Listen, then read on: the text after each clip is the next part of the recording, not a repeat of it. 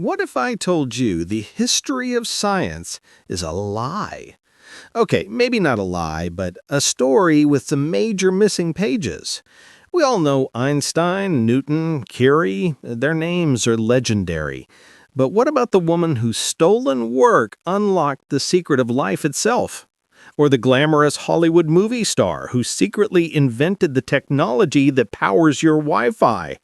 And the doctor who discovered the single most important life-saving procedure in medical history and was thrown into an asylum for it.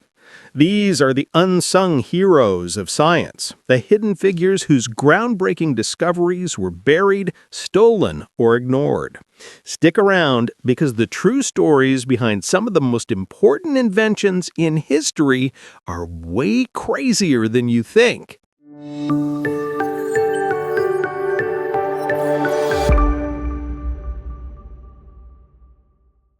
You know, it's funny how history works.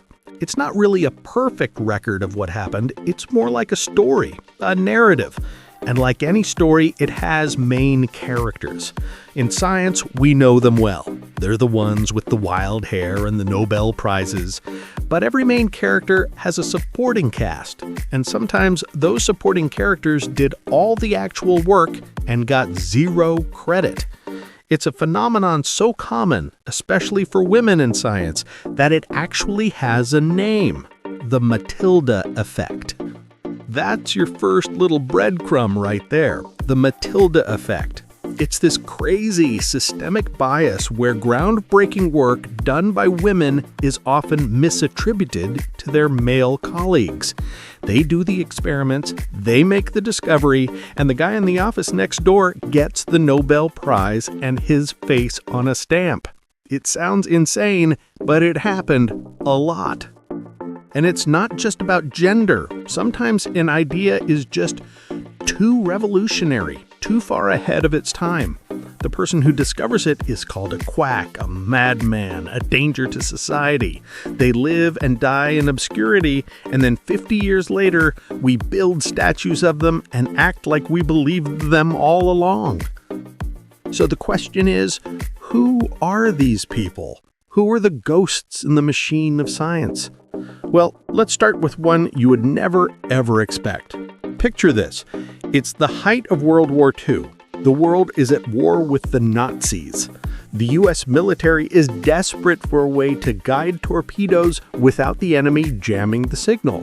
It's a life or death problem. Who do you think cracked the code? A team of MIT scientists? A secret government agency? Nope. It was a movie star, one of the most famous and beautiful actresses in the world. And the story of how she came up with an invention that is literally in the phone you might be holding right now, well, that's a rabbit hole you won't want to climb out of. We're about to pull back the curtain on some of the most incredible minds you've never heard of. By the way, if you're into stories like this, the hidden histories and the mind-blowing science that shapes our world, do me a favor and hit that subscribe button. This channel is all about digging up those forgotten stories and figuring out how we got to now. Your support lets us spend more time in the dusty archives, and honestly, it just makes this all warm and fuzzy. Thanks a ton. Now, back to our Nazi-fighting movie star. Her name was Hedy Lamarr. If you know her at all, you know her as a stunningly beautiful actress from the golden age of Hollywood. She was a superstar. But off-screen, she wasn't just reading scripts. She was an inventor, a brilliant, self-taught inventor. During World War II, she was at a dinner party with a composer named George Antheil. They were talking about the war, specifically about how radio-controlled torpedoes were basically useless, because the enemy could easily find the frequency and jam it. It was like trying to whisper a secret in a crowded room. And then Hedy had a light bulb moment. What if you didn't whisper on one frequency? What if you could make the signal hop around, jump from frequency to frequency in a random, pre-programmed pattern that only the transmitter and the receiver knew. The enemy would try to jam one frequency, but whoops, the signal is already gone. It's hopped to another one. It would be impossible to block. This was frequency hopping spread spectrum technology. It was genius, pure genius. She and Antheil worked it out using the mechanics of a player piano roll to sync the hops. And they patented it in 1942. They gave the patent to the U.S. Navy for free to help fight the Nazis. And what did the Navy do? They basically said, "Thanks, little lady, you're much prettier than you are smart," and filed it away. They thought it was too complicated. They told her she'd be more useful selling war bonds. So, her invention, this war-winning technology, sat on a shelf collecting dust for years. The military didn't actually use it until the Cuban Missile Crisis in the 1960s. But here's the kicker. The principle behind Hedy's frequency hopping?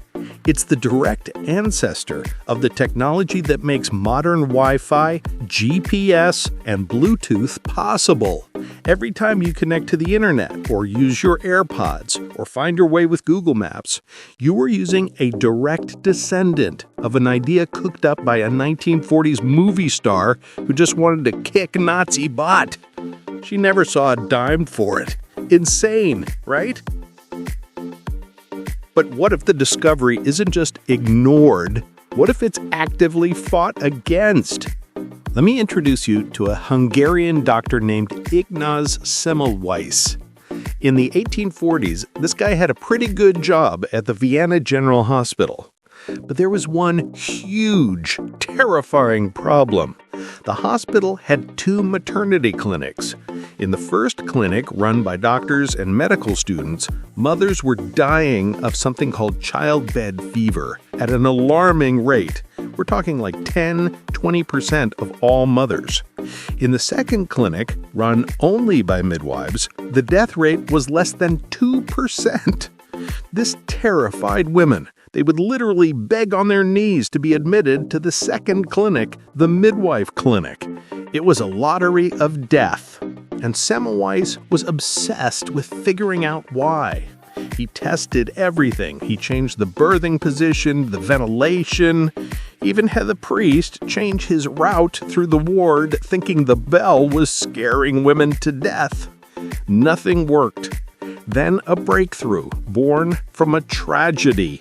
His friend, a pathologist, cut his finger while doing an autopsy on a woman who died of childbed fever.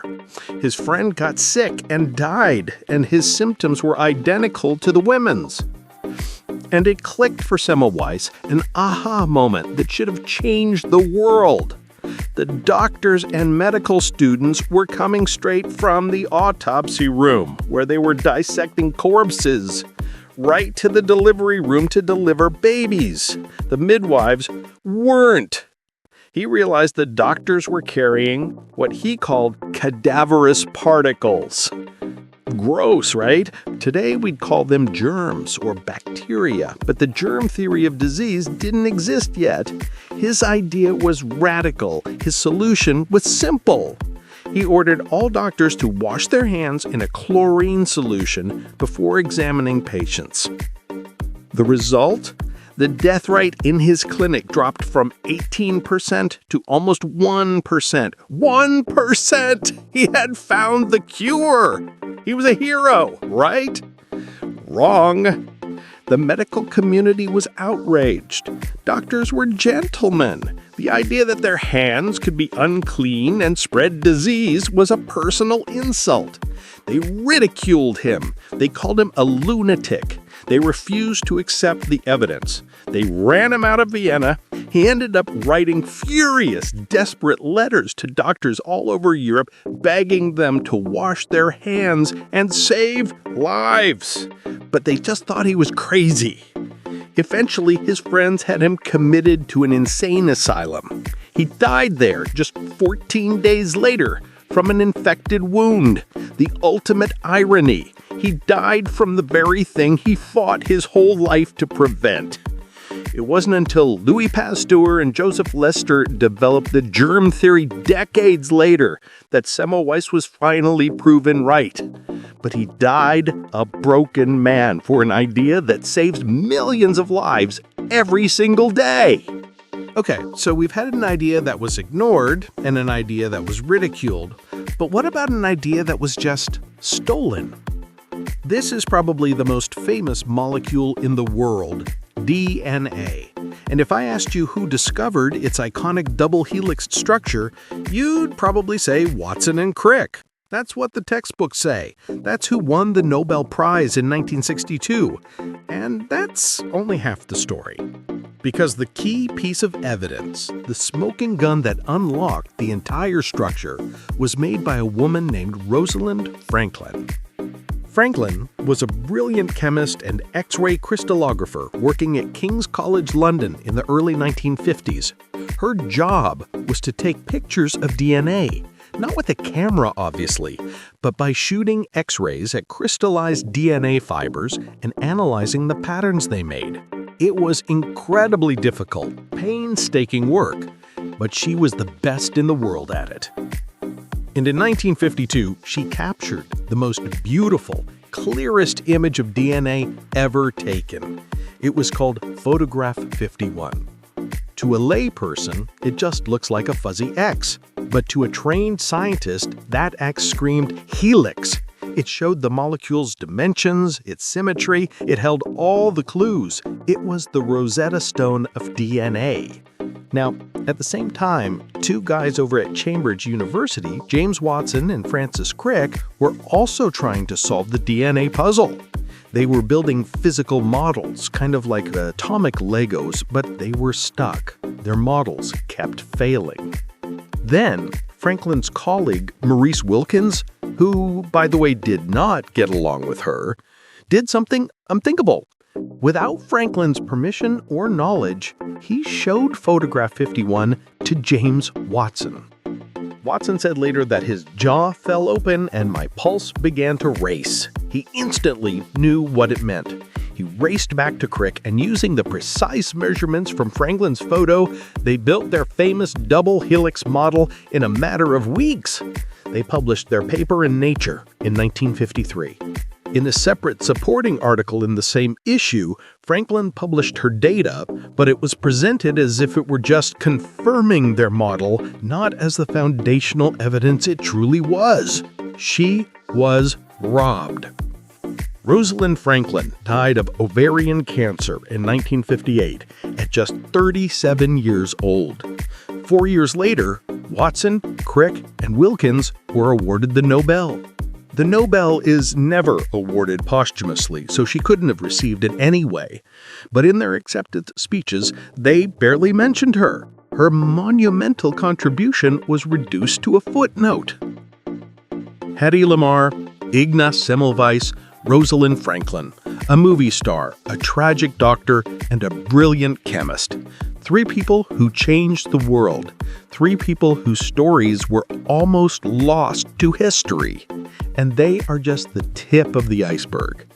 Their stories tell us something really important about science.